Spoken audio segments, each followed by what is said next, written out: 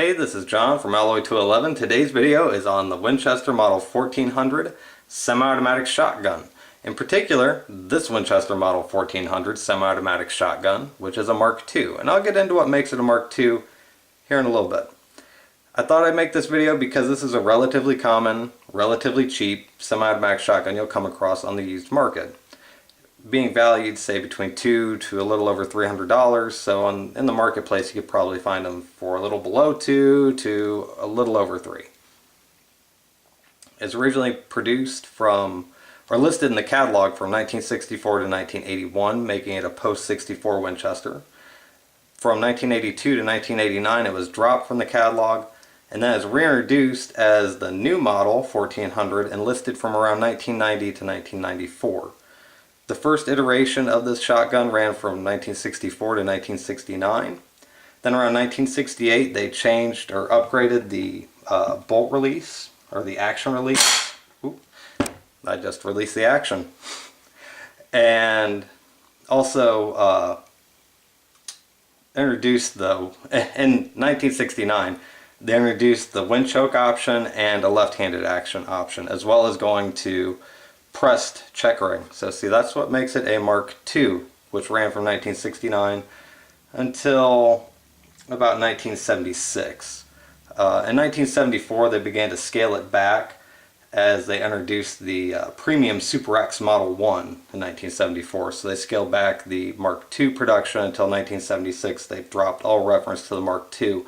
And generally the Mark II designation is more about cosmetics than anything else, which this is a nice looking shotgun. I mean, it's got a pretty nice finish, a jeweled bolt, and this fine pressed checkering, which is, I mean, it's a little shallow, but it's not bad. It's okay.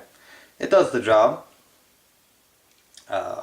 In 1978 the model was split into two, with the 1500 Winchester Model 1500 being the premium version and the M1400, as it was called in 78, as the economy version of the line.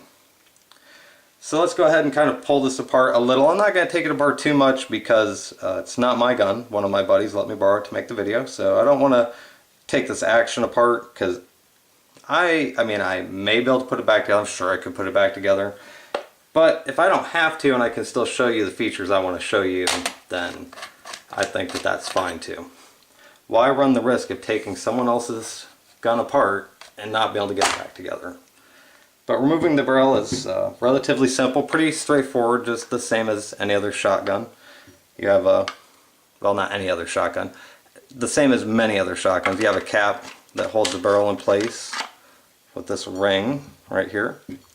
And that is at the end of the magazine tube, which also, on this shotgun, doubles as the gas piston, where the gas piston rides. I've got to lower the camera down here so get a little bit better view of it without being up there in space. Without being up there in space.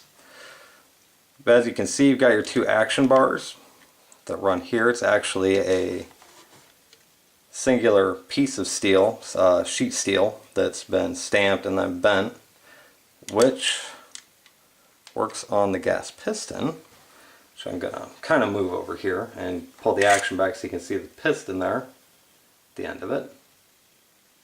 The piston right there. Oop. Maybe.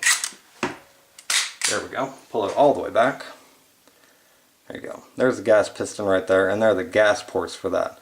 Which that is why this is a 2-round only shotgun, because you only have that much room for a magazine. Which is fine for a shotgun of this nature. It's generally just a sporting purpose shotgun, bird hunting and such, and skeet or trap. So you don't really need more than 2-round capacity. Some of those things, it's legally not allowed to have more than that. So anyway, that's where the piston rides. Let's go ahead and let it go up there slowly. Let's not bang it. It has a rotating bolt, multi-lugged bolt head. So that's how it locks into the back of the barrel right there, as you can see. Maybe I shouldn't have lowered the camera down that much. But anyway, that's where the bolt head locks into the barrel. So kind of a standard, I don't know, a standard gas-operated semi-automatic firearm in a way that it has a rotating multi-lug bolt head that locks into the barrel extension, well, barrel. And I've read a couple things about this shotgun. They talked about some reliability issues, and one of the things that they seemed to bring up was the extractor.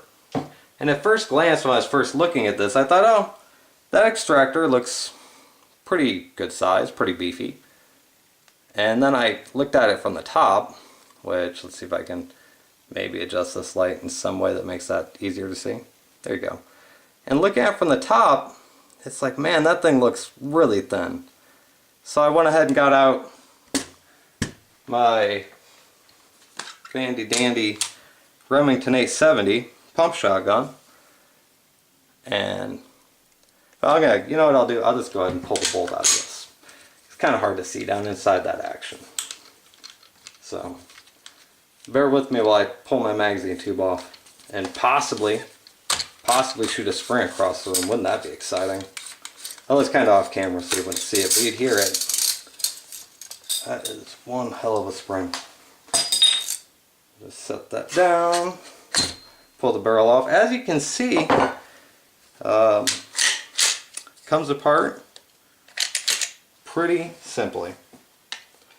I mean, it's interesting how, well, I don't have to take it all the way out. I can just do what I did there. Nope. But as you can see, that ejector, although, let's see if I can hold them both up here at the same time. About the same, if not a little bit wider in height, is quite a bit thinner, there we go, in width. And I could actually see how, especially in a semi-automatic shotgun, that could break. So that definitely loses points in my mind on reliability. Let me go ahead and slide my barrel back on my other shotgun, since it's not a part for this video. Okay, set this down. And all in all, I mean, it seems to be a pretty functional shotgun. I have this light shining in my face now. That's amazing. And the finish does seem to be very nice. I thought it was interesting that it's actually, and like I said, I'm not going to pull the receiver apart, but it's actually where the lifter interacts with the bolt that holds it back. Because when you pull that back, or when you push the lever forward, it pushes the plug forward, and then that releases the lifting gate to drop down, or the lifting gate, the elevator to drop down. And when it drops down, it allows the action to move forward, which is kind of neat. I could definitely see myself like hurting my finger in there because I'm used to a pump shotgun. But anyway, overall, it seems to be a pretty functional gun. I read a lot of good about them. And I did see some bad. I did see some people talking about reliability issues and such. Here, I'll put it back together on camera so you can actually see it. Forend goes on, and then the barrel goes on, which is pretty easy, just like that. And then, gonna hit my light. I'm gonna shine the light back in my eyes. There we go. And then it just screws right on there. And like anything else on a firearm, you don't want to screw this thing down just as tight as it can be. But I mean, obviously you do want it tight, and it does have a flathead there that you can put a quarter in to get extra snug and extra down. So anyway, basically that's how it works. As I showed before, it's your action release.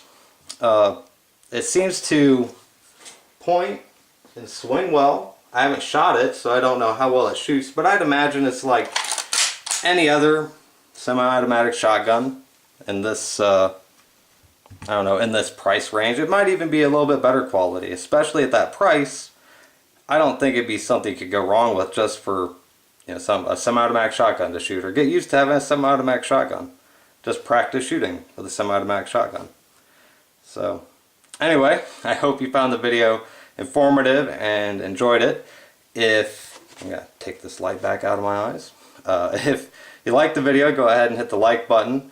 I have a few other videos on YouTube now, so if you check those out and you like those too, I really appreciate it if you subscribed. So thanks for watching and have a good day.